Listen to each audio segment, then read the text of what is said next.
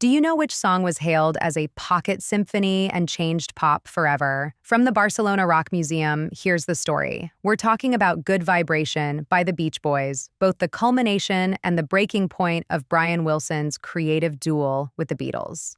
On November 4th, 1966, the Beach Boys watched their latest single, Good Vibrations, hit #1 on the charts in both the UK and the United States, exploding like a rocket of sonic imagination.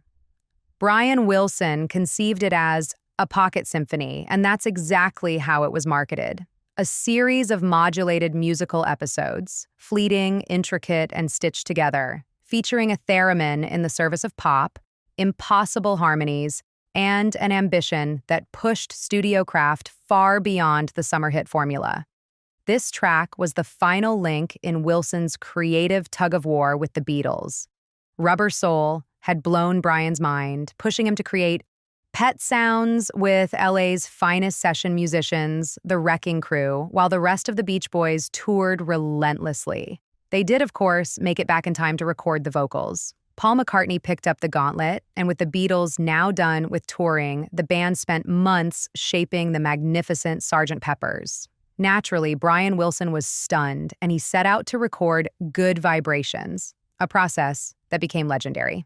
Sessions scattered across multiple studios, again with the Wrecking Crew, wielding every instrument you could imagine. The recording costs were outrageous. With that kind of budget, most artists could have made 2 or 3 albums instead of a single. While the other Beach Boys merely came in to sing, Brian supervised every detail, the cello, the theremin, and everything else he later assembled like a mosaic. Sadly, the song was meant to be the opening shot of an album called Smile, which Brian Wilson was ultimately unable to finish. His fragile mental state was severely worsened by drug use.